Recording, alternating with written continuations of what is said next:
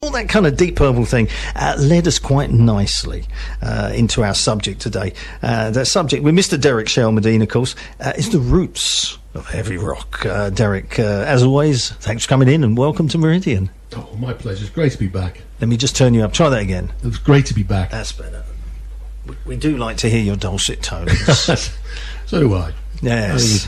The roots of heavy rock, or is it the roots of heavy metal? Well, it all very much grew out of the 60s. I mean, Deep Purple was one of the bands that are often considered to be at the forefront of the whole thing.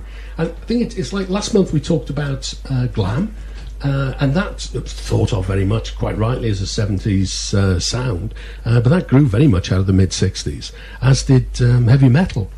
Around the mid 60s, what happened is beat music sort of came to an end around the sort of 64, 65, 66, and in 66 or so, the likes of Hendrix, Pink Floyd, and particularly Cream, were really winding the whole rock scene up a notch. And I think whereas punk particularly was a reaction to negative reaction to prog rock, and glam sort of just ignored it and took it back to sort of 3-minute pretty songs. What heavy metal did, it really picked up on a lot of the prog rock, the idea of lots of guitar solos, some lasting a long time, even drum solos. Over the top, in other words. Yeah, absolutely.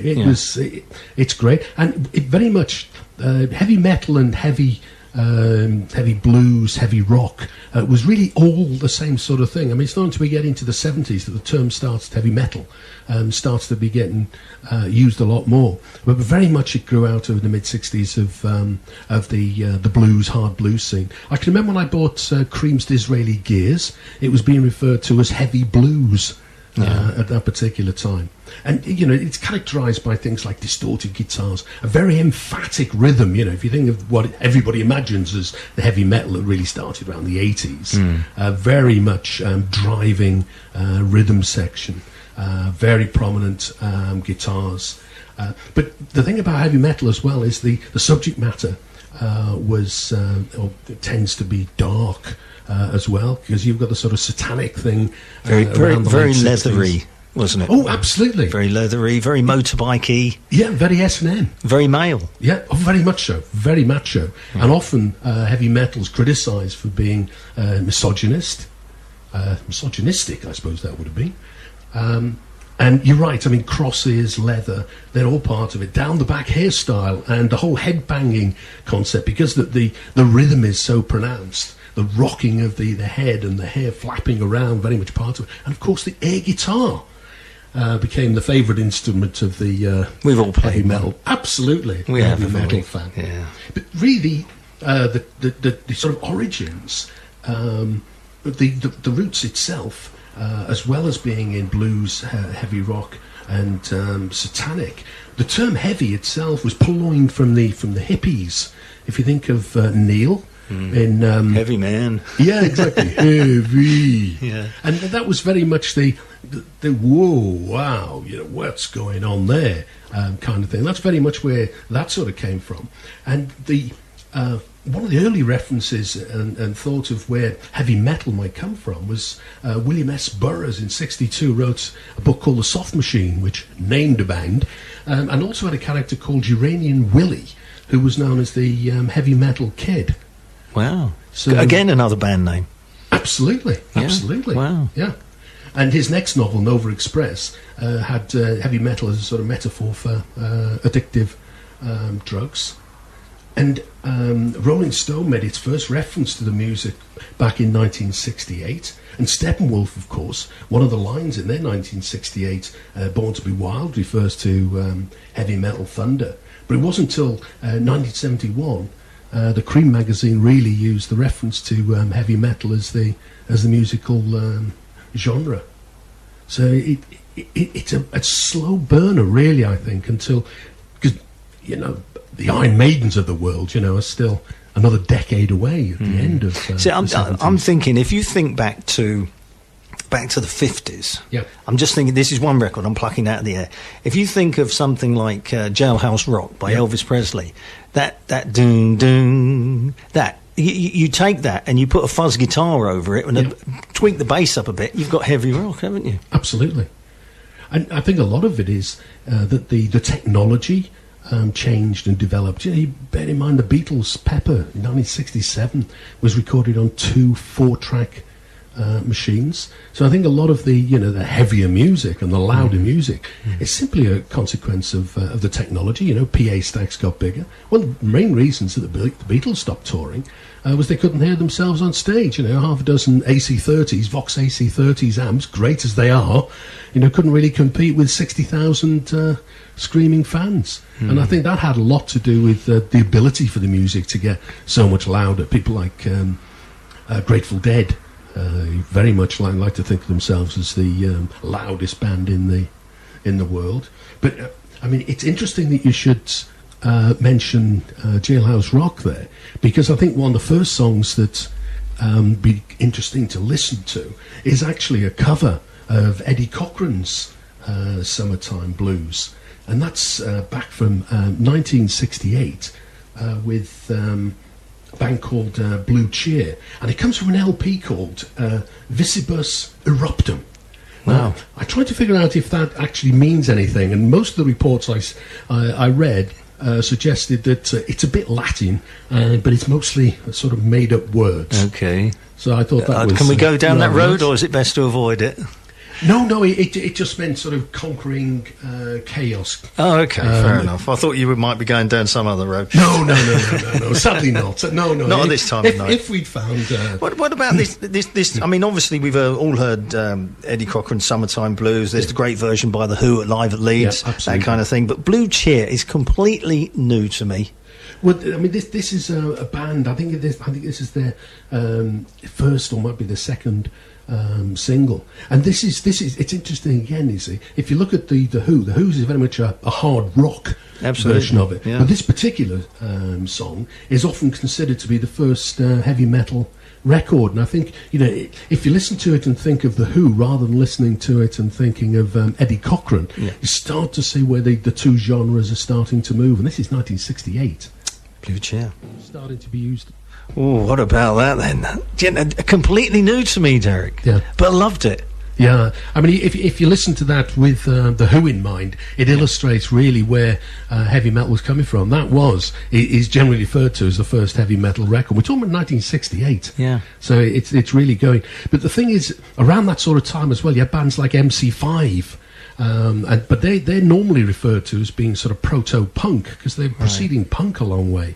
And heavy metal actually picked up very much where punk left off. So just chatting then, I mean, you can hear Hendrix in there, you can hear Deep Purple in there. Yeah, definitely a bit of Keith Moon's drumming as well. Oh, absolutely. Yeah, and the fact there was a drum break. I mean, do you think when they did this, it's got an air of the kind of psychedelic, slightly madness about it. Do you think they had do you think they were just basically saying this is our version of psychedelia, which was kind of 10 a penny in 1968? Or did you think, hey, we're going to, that they were thinking we're going to drift off we're going to go off on a tangent a little bit and perhaps try a newish sound? Or do you think that was just their version? They actually didn't know what they were doing? No, I think, well, they'd have no idea that they were very much in the foothills of what would be one of the mountains of music. But I think it was a phenomenally exciting time, 66, 67, 68. And you just had brand new kinds of music. If you think of Pink Floyd's first album with tracks like Interstellar Overdrive, it had been nothing like it before.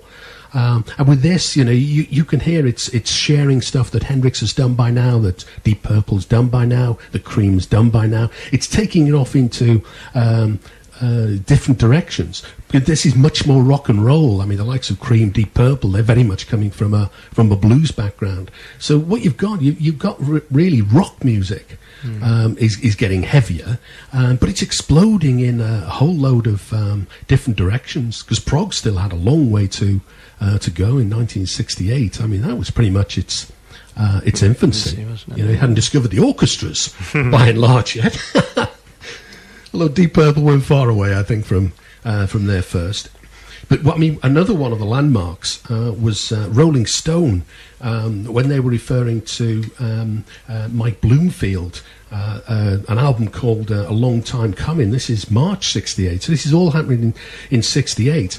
And in the review of the album, what they say is, nobody who's been listening to Mike Bloomfield, either talking or playing, in the last few years could have expected this, the album A Long Time Coming. This is the new soul music, the synthesis of white blues and heavy metal rock. So you can see at the time, you're a long way from it being a genre of heavy metal. And because of the feeling associated, Mike Bloomfield, very much a respected blues band background. But they're referring to the more exciting sound as more soul music because it's being played from the soul. So it's an interesting time for rock journalists, I think, to get their heads around the way it was all developing. And this is serious early days. And if you think that Led Zeppelin's first album, because they're often... it often seems to be dispute as to whether Led Zeppelin or Deep Purple were the first heavy metal band. Me personally, I never think of either of them as heavy metal. I think of very much as rock, but they are very much referred to in the annals of sort of rock history as the great-grandfathers, as it were, of heavy metal. Well, they can be the great-grandfathers, but then that doesn't mean, that they're heavy metal. I find there's a total difference in sound between my interpretation of what heavy metal is. To me, heavy metal didn't exist in a kind of bulk sense probably till the late 70s, early 80s. Absolutely. Whereas the kind of stuff you would get in 70, certainly like Led Zeppelin 2, 69, Paranoid, Black Sabbath, you got 70, Deep Purple stuff, early 70s, all that kind of thing. To me, it had a kind of it had a smoother sound to it, as opposed to what I would call heavy metal. Your kind of your Iron Maidens. I think to me they dragged the heavy metal lot, dragged a little bit of punk in with them as well. Absolutely. Yeah. That was one of the big influences. Punk really in the UK particularly. It really started around 75. And I tend to think of it finishing with the Sex Pistols' last concert in January 78. So, it burnt itself out very quickly. But heavy metal itself, and by the time you get to that sort of period as well, that was borrowing from the punk era, the whole concept of do-it-yourself. So a bunch of bands and indie labels all sort of sprang up then. But you're right, I think what we tend to think about in the late 60s, early middle 70s is very much the progression of hard rock. But I think that last track shows that the Who are a hard rock band by anybody's standards. And I think if you listen to or think about their version of Summertime Blues and Blue Cheer's version, you can hear the sort of raw edge of the Blue Cheer version sneaking through. So you think Pete Townsend had heard Blue Cheer?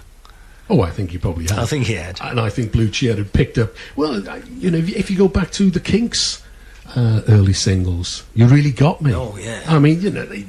I could be persuaded that, that was one of the markers, certainly one of the markers for hard rock. Well, to me, again, it's got the structure of Absolutely. any heavy rock song you can think of. It just perhaps hasn't quite got the production. That's the only difference. Yeah. Well, that's just technology. Absolutely, and production techniques and the whole the way that the sounds were filling out and developing.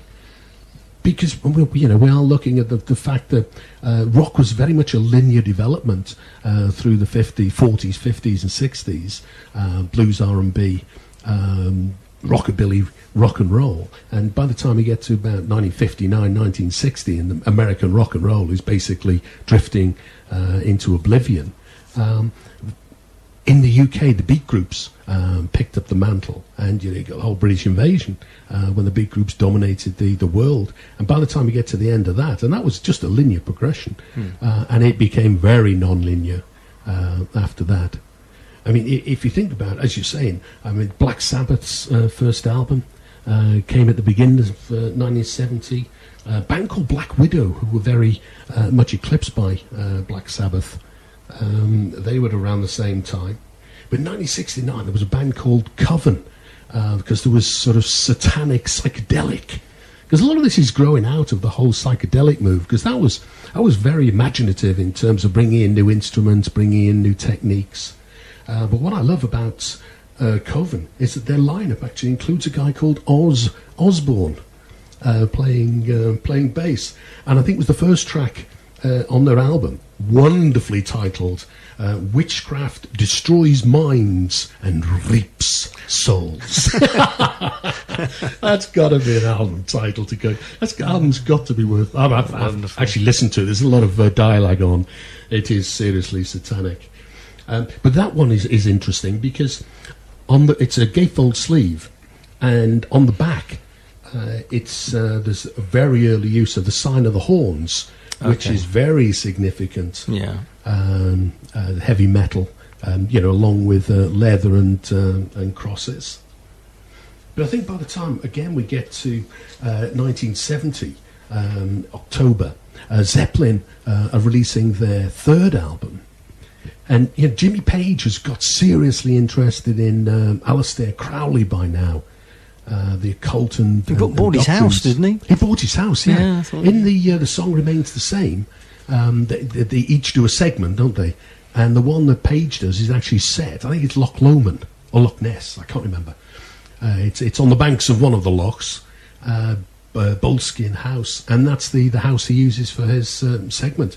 But in the run-out on the albums, for anybody who has never seen an LP on vinyl, basically it's one groove that runs out from the beginning to the end, and after the last track, it's then essentially an infinite loop, so that you can just leave the needle playing there as long as you like. And every now and again, bands, or the Beatles did it with Sgt. Pepper, and Zeppelin did it with this. And in that run-out on the early copies, Do What Thou Wilt and So Meet It Be can be heard playing ad infinitum. Spooky. From the Book of the Law.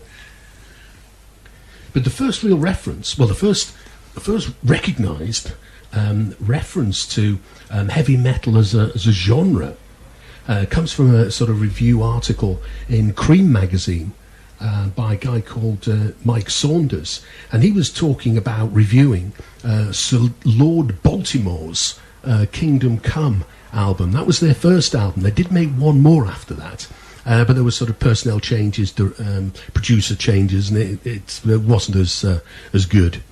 But this particular one in this article, he's quoted as saying, "This album is a far cry from the currently prevalent Grand Funk sludge." His words, not mine, Grand Funk fans. Because Sir Lord Baltimore seems to have down pat all the best heavy metal tricks in the book, and that's the first time that it's recognised that heavy metal has been referred to as a genre in that particular article in Cream. There are other claims, but nobody's ever actually found them before. This is one of the tracks. This is a track called Hellhound from Sir Lord Baltimore's Kingdom Come. Hellhound there by Sir Lord Baltimore. And along with Blue Cheer, another one, new to me. Yeah, I mean, they're pretty obscure albums now, but that one's famed for very much being the first reference to heavy metal as a musical genre rather than just a term. And I think it's interesting to see we're still... That was released, I think, in December 69, so it's that review itself, though, came from about a year later for some reason. So it was probably more an article. I couldn't actually find the article, but it's more of an article, I would think, than a review itself. But now, by the time we get into sort of mid-70s, you've got people like Judas Priest, people who are recognised as very much part of the heavy metal movement. In the fall of September, they released their first album, Rock'n'Roller. And Rainbow, interesting enough, I've always thought of them much more as heavy rock, but Rolling Stone magazine, in their best 100 metal albums for ever and ever and ever, they rated Rising as number 48 on their chart. So they very much see the sort of... So when did that come out? What year did that come out? That came out on May the 17th, 1976. Yeah, I mean, it's yeah, I don't know. Gosh. See, I mean, that could be... It could just be the point where things started to slightly drift in what I would call a heavy metal sound. I still wouldn't put them. I mean, Richie Blackmore. No, I just couldn't. No, I wouldn't. I wouldn't put him in a heavy metal bracket. I don't think he'd like to. I mean, I've seen, I've heard like Robert Plant almost, sort of, turn away in disgust when people call Led Zeppelin heavy metal. He said, "We're not. Right. We're a blues hard rock band, and that's it." And yeah, I think you're absolutely right. I think it was very much the rock journalists, famously people who and DJs are the people who coin expressions like rock and roll and heavy metal. Oh, do you think I should coin one? It's worth a try, mate. I'm going to get. I've got 2 weeks off. I'm going to get thinking of a new phrase. I'm going to start a new type of music. I've no idea what it is, but anything I can think of that probably not too many people, is Mongolian throat music. Well, there's some of that around. All you need to do is there's plenty of that. Yeah. Make it good stuff. But it is. You're right. It is about then that, or a little later. No, actually, about then that things started to change. A guy called Neil Kay opened the bandwagon heavy metal sound house in Kingsbury, North London, and he specialised very much in the metal sounds, metal bands, and he really this is where it really starts to steal punk's thunder in a way, because punk was dying away. What happened? Punk became mainstream. I mean, the Sex Pistols went on to other things. They split up in '78, and it's around then that Stained Class, the Judas Priest album, really established them. And what it was, it was the first one to really lose the prog blues sounds and tighter, more menacing songs. And it was their first hit in America, so it was starting to establish them. And of course, it's famously the subject of a lawsuit. 1985, it's considered to have subliminal messages. Two young American lads decided to kill themselves with a shotgun each, and one succeeded first time round, and the other one just managed to blow half his face off, so that wasn't good. And his parents decided to sue the band and CBS, because what it was, they reckoned the cover of an old Spooky Tooth song, Better By You, Better Than Me, Gary Wright song, had the subliminal message, do it, do it, do it. Whether it did or not, the judge didn't agree with them, and the band and record company actually won the case. But it's the stuff that heavy metal legend is made of. And really, the whole heavy metal thing now really started to take shape. A sounds writer called Jerry Barton, he famously visited the club on the August the 19th, 1978, and he wrote a piece in the following Sounds magazine called Wednesday Night Fever. And shortly after that as well, they published the first heavy metal chart. So it was this club that was very much driving the whole thing. And again, New Year's Eve, New Year's Day, 1978, Iron Maiden made a private recording. It's usually suggested it's 4 tracks, and I actually managed to track down the tape cover and writing on it at the studio, and you can quite clearly see song 2, Prowler, song 3, song 4. There doesn't seem to be a song 1 there. Well, that was on a separate tape, so whether they recorded 3 or 4 songs that day could be in dispute. But what happened is they gave the tape then to Neil Kay to play at the club, hoping to get some gigs really, and Neil Kay just fell in love with it. And Iron Maiden's career essentially started from that particular point. Jeff Barton went on to found Kerrang, which ironically led to the end this really, because what happened now around this time was that there was a reference to what we now would think of Iron Maiden as heavy metal, and it was called the New Wave of British Heavy Metal. And if you're reading about this, it's always abbreviated in uppercase to NWOB HM, and it looks like, you're reading about heavy metal, heavy duty heavy metal, and you've got this series of letters. It looks so weird.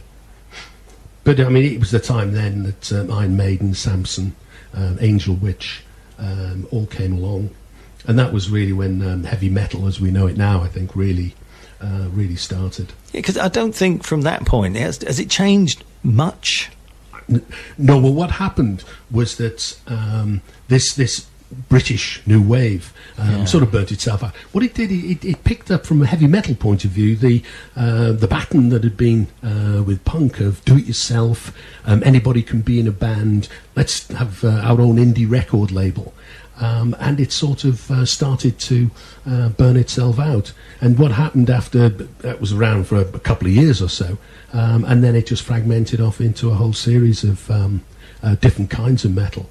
And a lot of that was to do with the fact that MTV arrived on the scene, and with now videos, a lot of these small bands, because there were hundreds of bands that popped up in this era, but very few of them. Well, one were any good, and two could then compete with the MTV kind of delivery, and Kerrang! Magazine as well. So in a way, it was a victim of its own particular success, and then the whole thing fragmented basically. So you had things like glam metal, and of course glam metal we were talking about last month was more the American sound and very visual. And that much more commercial, so that really came to the fore to a great extent. But you have these wonderful names like thrash metal, death metal, nu metal, black metal, sort of stuff that picks up on the satanic metal of yesteryear. But they're always going to give it another name, aren't they? Because it sells, doesn't it? Exactly. If they keep calling it just heavy metal, it's just going to be another heavy metal band. But if you call it death metal, I mean, I guess it changes a bit, doesn't it? Obviously. Yeah. There's going to be a different sound, the old double pedal bass drum sound, that kind of thing. Very ferocious, very fast. I can't remember what they call it now, where they do what I always call it the screamy kind of shouting vocals kind of thing. It's probably got a name. I can't remember it. Too old. I don't care, to be honest. I don't care. I really don't care. But they give it a new name because it's a new ploy to get you to part with your dosh, isn't it? It's as simple as that. But basically, I think what it boils down to is much the same sort of thing. Oh, I think so. I think what happens again, it's managers, PR agents, because I mean the music industry developed quite seriously, and I think they just these new names really drive it forward. Yeah. Oh, brilliant. So, what are we going to play now then? Well, I thought to round off the new and, if you like, proper heavy metal with what started all for Iron Maiden, a track called Prowler off their first album. Prowler. And Derek, as usual, the time's whizzed by. It's coming up to 5 minutes to the hour 9 o'clock already. But you're going to come back again after the 10 o'clock news as always, and we will be doing the what's gone on at this time of the year over the years. Absolutely. And just looking down the track listing in the last hour, some lovely, what a beautiful eclectic mix. Wonderful stuff. And so really looking forward to that. But for now, Derek, thanks very much. And we'll be doing this again next month, won't we? We'll have another subject which we've yet to think of, but I'm sure we will. I'm sure we will think of something. There's lots of music, isn't there? But taking us up to the 9 o'clock news, here's a bit of Iron Maiden and Prowler.